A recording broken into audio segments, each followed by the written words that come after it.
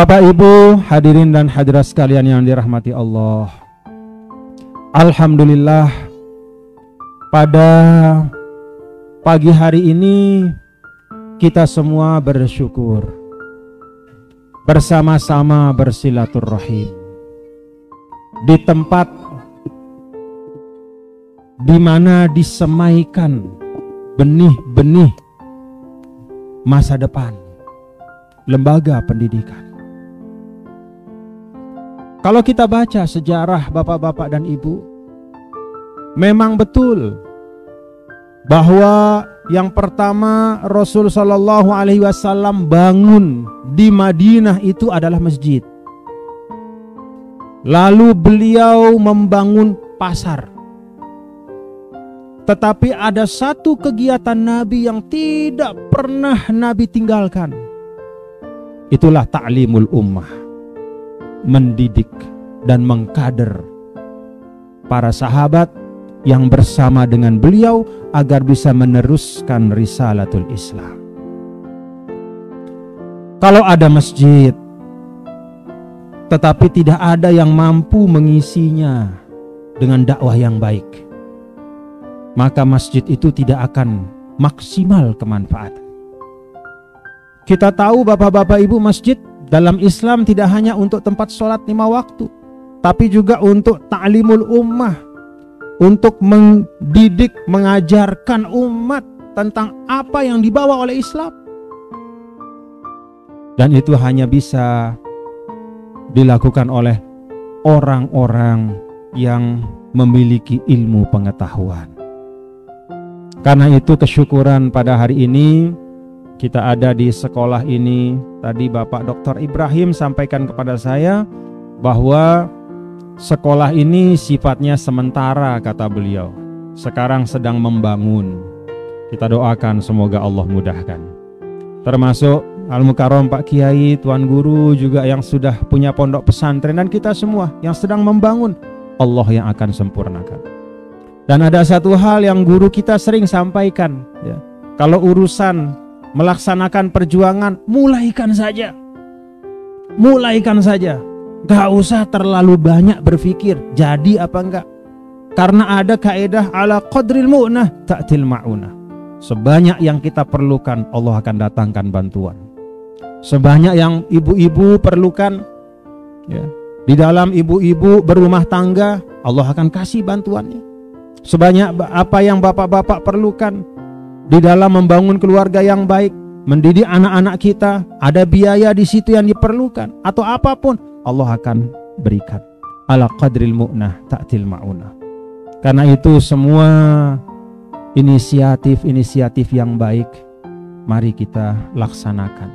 Dan sebaik-baik amal baik dilaksanakan adalah dengan bil jamaah, dengan kebersamaan. Bapak Ibu, hari ini juga saya sangat bersyukur, ya.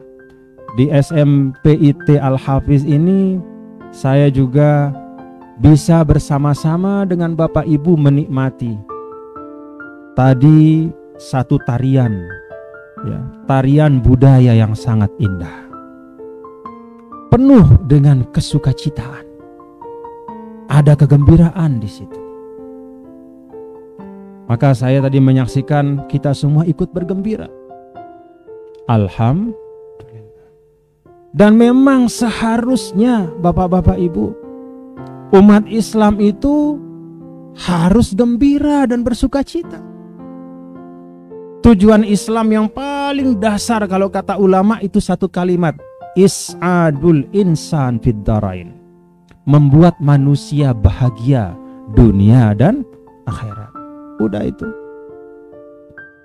Jadi kalau kita sebagai seorang muslim tapi masih rasanya sulit bahagia, nah berarti ada sesuatu yang perlu kita rapikan.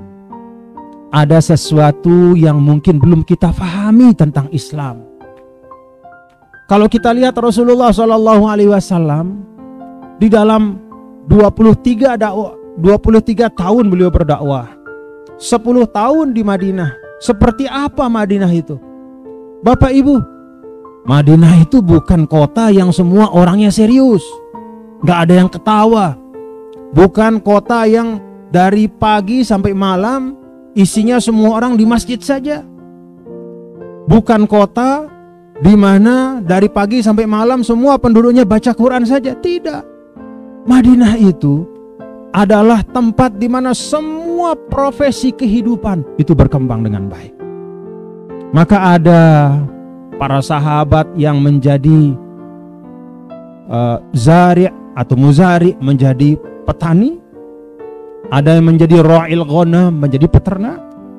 Ada yang menjadi tajir atau pedagang. Ada yang bahkan menjadi nahas atau apa namanya itu? Logam, apa itu namanya logam itu ya? Apa bahasa kita tuh tembaga ya, yang membuat apa? Ya, tembaga itu. Ya, jadi alat-alat untuk alat makan, ya, alat minum, alat rumah tangga. Dulu pada waktu di Mekah, orang-orang muhajirin bersama Rasulullah itu tidak tahu ya, tentang alat-alat makan selain yang dibuat dari kayu dan dari tanah. Lalu ketika pindah ke Madinah, Rasulullah SAW menjumpai ada keramik-keramik, ya, ada piring, ya, untuk makan, ya. Ada gelas yang dibuat dari keramik, ada juga logam-logam. Karena Madinah itu punya hubungan dagang yang sudah cukup luas, termasuk ada orang Yahudi di situ. Maka di Madinah itu ada sahabat-sahabat yang ahli tembaga, menjadi pandai besi. Ada yang menjadi aktor. Aktor itu apa? Tukang parfum. Ada yang menjadi apa tuh? Ghazal. Ghazal itu pemintal. Ya. Ada sahabat yang jago untuk memintal apa kain untuk membuat baju, membuat spray, membuat selimut. Di Madinah juga ada mumarridoh, ada perawat perempuan. Ya. Sayyidah Nusaibah itu perawat. Dialah ketika perang Badar, perang Uhud, kalau tidak salah di dalam sirah, dia yang merawat para sahabat yang luka, yang wafat pun itu dia yang bersihkan ketika perang Uhud. Ada perawat di situ. Ada juga syair, yaitu orang yang pandai bersastra. Bahkan ada grup musik di Madinah ya, yang diisi oleh anak-anak dari Habasyah. Habasyah itu Ethiopia yang kulitnya hitam.